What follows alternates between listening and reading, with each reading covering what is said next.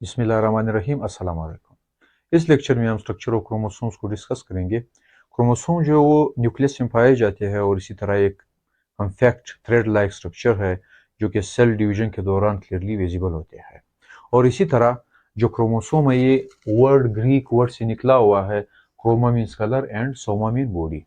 क्यों इसको colour body कहा जाता है? क्योंकि जब भी क्रोमोसोम पर डाई अप्लाई किया जाता है या रंग अप्लाई किया जाता है तो ये उसको ऑब्जर्व कर लेता है और इसी तरह फिर उसी तरह का कलर शो करता है।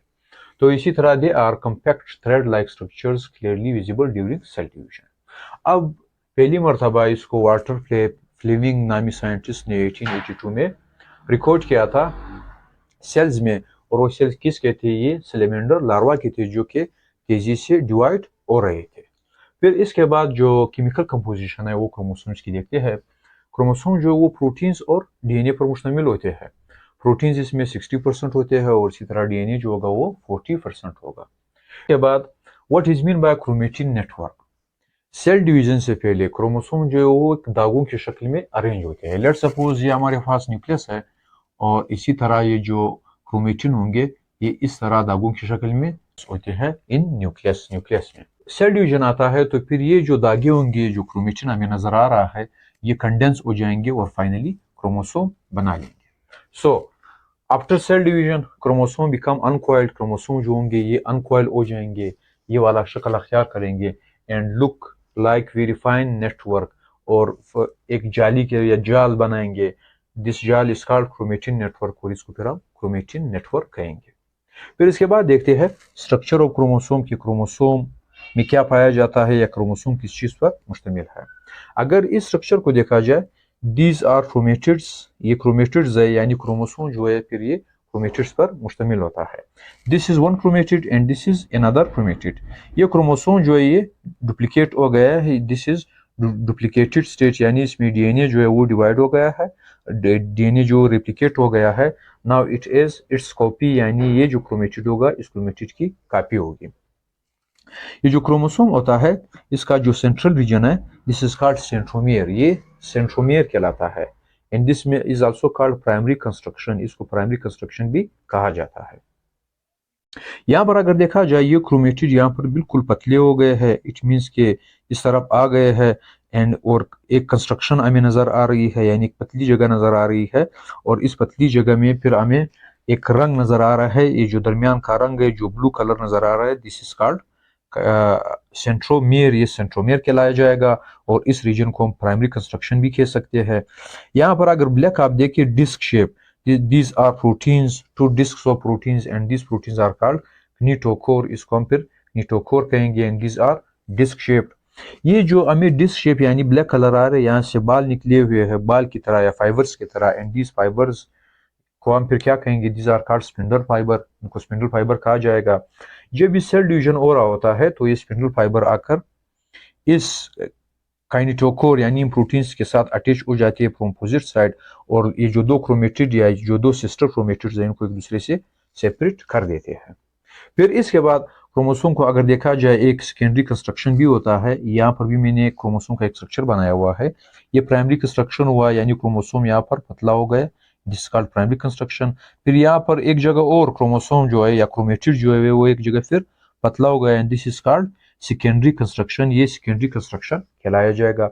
सेकेंडरी कंस्ट्रक्शन को हम न्यूक्लियोलर ऑर्गेनाइजर भी कहते हैं। क्यों इसको न्यूक्लियोलर ऑर्गेनाइजर कहते हैं? क्योंकि जो सेकेंडरी कंस्ट्रक्शन होगा या न्यूक्लियोलर ऑर्गेनाइजर होगा ये न्यूक्लियोलाई को सिंथेसाइज करता है। न्यूक्लियोलाई का क्या फंक्शन होगा? न्यूक्लियोलाई न्यूक्लियस में पाया जाता है और इसी तरह इसका फंक्शन राइबोसोम या सब यूनिट ऑफ राइबोसोम बनाना होता है। क्रोमोसोम का ये जो ऊपर हमें नजर आ रहा है जो सर्कल नजर आ रहे हैं red circles these are called telomeres, इनको टेलोमियर्स कहा जाता है। और टेलोमियर्स का जो मेन फंक्शन होगा ये दो क्रोमोसोम को let's suppose these are two homologous chromosome, इनके जो ये एंड्स है ये आपस में ज्वाइन नहीं होंगे और ज्वाइन कौन नहीं करवाएगा, कौन इसकी ज्वाइनिंग को प्रिवेंट करेगा? ये जो टेलोमियर्स नजर आ रहे हैं इनकी ज्वाइनिंग को प्रिवेंट कर देगा। फिर इसके बाद हमने ये डिस्कस किया और इसी तरह जो हमारे पास सेकेंडरी कंस्ट्रक्शन है ये भी यहाँ पर भी सेकेंडरी कंस्ट्रक्शन दिखाया गया है और दिस इज प्राइमरी कंस्ट्रक्शन। और ये जो गोल आपको ब्लैक नजर आ रहा है दिस सेंट्रोमियर, ये जो सेकेंडरी कंस्ट्रक्शन होगा इसके बाद फिर ये जो रेड सर्कल आपको नजर आ रहा है, दिस इज कॉल्ड सेटेलाइट, ये सेटेलाइट कहलाता है। सेटेलाइट में जंक डीएनए मौजूद है। जंक डीएनए वो डीएनए होता है जिसका कोई फंक्शन नहीं होता। फिर इसके बाद हम shapes and types of chromosomes को डिस्कस करते हैं। अगर देखा जाए क्रोमोसोम के जो शेप्स के लिहाज से इट हैज 4 टाइप्स, इसके 4 टाइप्स हैं। First type is called telocentric, ये पहला जो टाइप होगा ये टीलोसेंट्रिक होगा। टीलोसेंट्रिक हमारे पास दिस इज टीलोसेंट्रिक, ये टीलोसेंट्रिक क्रोमोसोम है। यहाँ पर अगर देखा जाए इसका जो सेंट्रोमियर है वो एक साइड पर है, यानी या तो ये टिप पर होगा या फिर ये एंड पर होगा यहाँ पर। और इसका जो शेप होगा इस किस्म के क्रोमोसोम का ये आई होगा, और इनके जो क्रोमेटिड्स है वो नीचे है, इनको हम आर्म भी कह सकते हैं। सो आई और rod shape chromosome, the centromere is at the tip और at the end of chromosome, या तो ये टिप पर होगा या फिर एंड पर होगा क्रोमोसोम के। फिर इसके बाद जो सेकेंड टाइप ऑफ क्रोमोसोम है दिस इज कॉल्ड एक्रोसेंट्रिक, ये एक्रोसेंट्रिक कहलाया जाएगा। एक्रोसेंट्रिक जो क्रोमोसोम होगा दिस इज एक्रोसेंट्रिक, ये जे शेप्ड होगा। यहाँ पर अगर देखा जाए, यहाँ पर अगर ये जगह मैं मिटा दूं और इसी तरह सेटेलाइट यहाँ से मिटा दूं तो हमें एक जे शेप नजर आएगा, यानी यहाँ से लेकर यहाँ तक बिल्कुल जे शेप की तरह होगा। So acrocentric chromosome J shape chromosome, इसका जो एक आर्म होगा आपको नजर आ रहा है बहुत ज्यादा लॉन्ग है, और इसी तरह जो दूसरा आर्म होगा this is very short. So J shaped chromosome arm of one side of centromere is very short and other is very long। यहाँ से ये सेंट्रोमियर है और इस सेट का आर्म बड़ा है, उस सेट का छोटा है। फिर इसके बाद अगर सब मेटासेंट्रिक को देखा जाए, ये एल शेप्ड क्रोमोसोम है, यानी यहाँ से यहाँ पर अगर देखा जाए इस क्रोमेटिड को, इट इज वन क्रोमेटिड, अगर इसको देखा जाए ये बिल्कुल एल शेप की तरह अपने आप को शो कर रहा है, दिस इज एल शेप। सो सब मेटासेंट्रिक में फिर अगर देखा जाए ऊपर वाला जो आर्म होगा सेंट्रोमियर के ऊपर ये छोटा होगा, और नीचे वाला जो आर्म होगा वो थोड़ा बड़ा होगा इससे। सो हम कह सकते हैं कि L shaped chromosome, centromere above और बिलो सेंटर ऑफ क्रोमेटिड, यानी centre of chromatid let suppose यहाँ पर है, this is centre of chromatid, लेकिन सेंट्रोमियर हमें ऊपर नजर आ रहा है, ये नीचे भी हो सकता है। फिर ये वाला जो एंड होगा वो बड़ा होगा और नीचे वाला जो आर्म होगा वो छोटा होगा। So L shape centromere above or below center of chromatids, and these are chromatids। जिस तरह हमने पहले कहा कि एक सिस्टर क्रोमेटिड होगा, ये दूसरा सिस्टर क्रोमेटिड होगा। फिर इसके बाद मेटासेंट्रिक क्रोमोसोम कौन सा क्रोमोसोम होगा, ये हमें नजर आ रहा है वी शेप क्रोमोसोम है, यहाँ से भी वी शेप नजर आ रहा है और यहाँ से भी वी शेप नजर आ रहा है। सेंट्रोमियर जो है बिल्कुल सेंटर ऑफ क्रोमेटिड्स है, यहाँ पर अगर देखा जाए ये बिल्कुल सेंटर है और यहाँ पर क्रोमेटिड सेंट्रोमियर जो है ये पाया जाता है ऊपर, जो है ये भी ऊपर भी इसका क्रोमेटिड एंड नीचे भी क्रोमेटिड, या इसका ऊपर आर्म हो जो नीचे आर्म होगा ये बिल्कुल लेंथ में इक्वल होगा। So V shaped centromere, V shaped chromosome, centromere in the centre of chromatids. फिर इसके बाद देखते हैं कि क्रोमेटिन से क्रोमोसोम किस तरह बनता है। सबसे पहले जो डीएनए और इसी तरह जो प्रोटीन्स होते हैं जो क्रोमोसोम में पाए जाते हैं ये अनऑर्गेनाइज्ड फॉर्म में पाए जाते हैं, और वो जो स्टेज होता है जिसमें डीएनए और इसी तरह जो प्रोटीन्स होंगे वो अनऑर्गेनाइज्ड फॉर्म पाए जाएंगे, this stage is called interphase.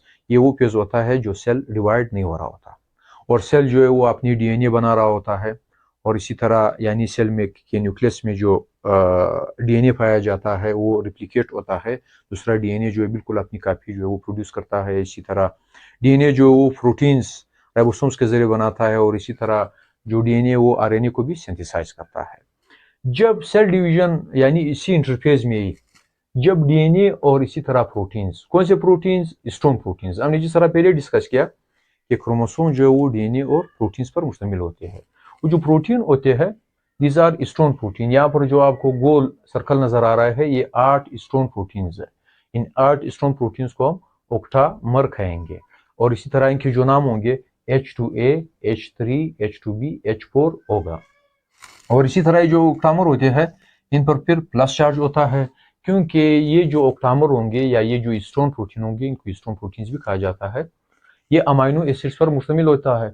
और इसी तरह अमाइनो एसिड में जो है फिर इसमें अर्जिनिन और लाइसिन शामिल है, यानी जो स्ट्रॉन्ग प्रोटीन होते हैं ये अर्गनिन या अर्जिनिन और लाइसिन पर मुश्तमिल होते हैं।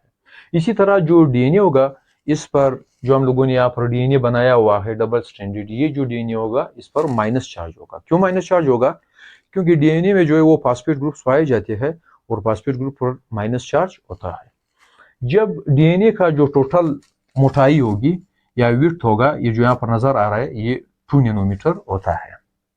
जब ये जो ऑक्टामर्स है यानी ये जो 8 स्टोन प्रोटीन्स है, यहाँ पर मैंने 8 स्टोन प्रोटीन्स बना लिए, ये भी इसके गिर्द डबल मरतबा लपेट जाता है, ये डबल मरतबा ये लपेटा हुआ है, तो एक स्ट्रक्चर बन जाता है। ये स्टोन प्रोटीन्स है और इस पर डीएनए जो है जो रेड कलर का नजर आ रहा है, ये 2 टाइम्स लपेटा हुआ है, इसको फिर हम न्यूक्लियोसोम कहेंगे।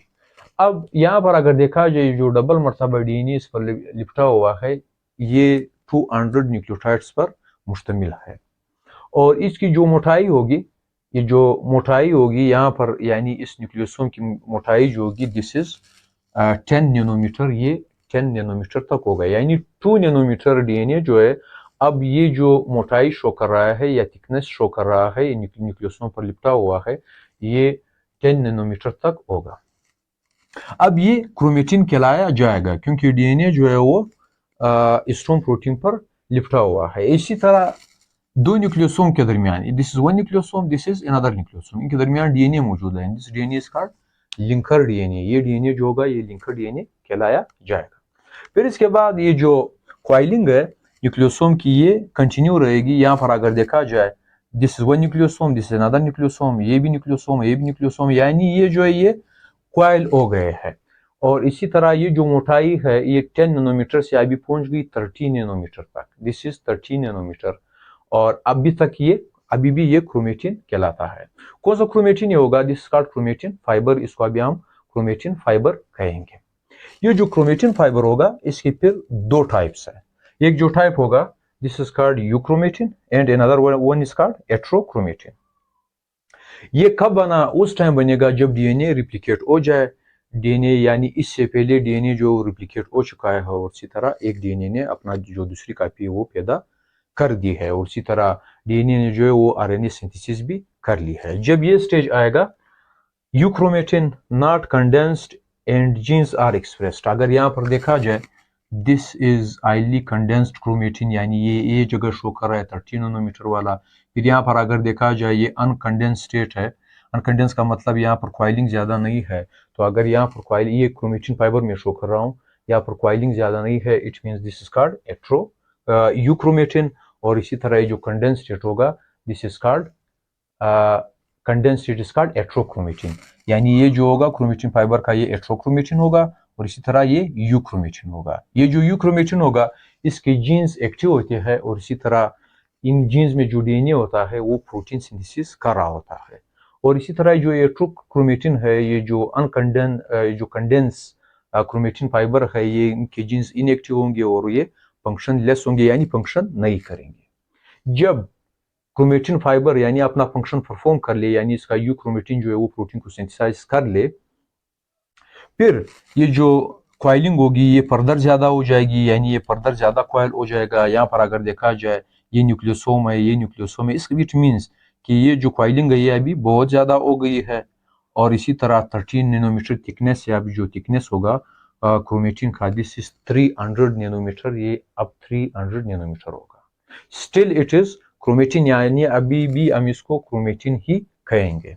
जब ये थिकनेस और ज्यादा हो जाए यानी ये बिल्कुल और ज्यादा पहुंच जाए, इस तरह क्वाइलिंग और ज्यादा हो जाए यानी सुपर क्वाइल क्रोमेटिन बन जाए, this is called now super coil chromatin, इसको सुपर क्वाइल क्रोमेटिन कहा जाता है। This super coil chromatin is called chromatid, इस सुपर क्वाइल क्रोमेटिन को फिर क्रोमेटिड कहा जाएगा। और एक क्रोमेटिड की जो थिकनेस होगा दिस इज 700 नैनोमीटर, ये 700 नैनोमीटर होगा। अब इसको हम क्रोमोसोम कहेंगे। Now this is called chromosome that is clearly visible during cell division. इसी तरह यहाँ पर अगर देखा जाए दो सिस्टर क्रोमेटिड्स दिखाए गए हैं और इनकी जो थिकनेस होगी यानी एक क्रोमेटिड की जो थिकनेस है वो 700 नैनोमीटर है, तो दो क्रोमेटिड्स की फिर जो सिस्टर क्रोमेटिड है इनकी थिकनेस क्या होगी, ये 1400 नैनोमीटर होगी। तो इसी के साथ हमारा लेक्चर क्रोमोसोम का खत्म हुआ। अल्लाह हाफिज, इंशाल्लाह अगले लेक्चर में हम डीएनए रिप्लिकेशन को डिटेल में डिस्कस करेंगे।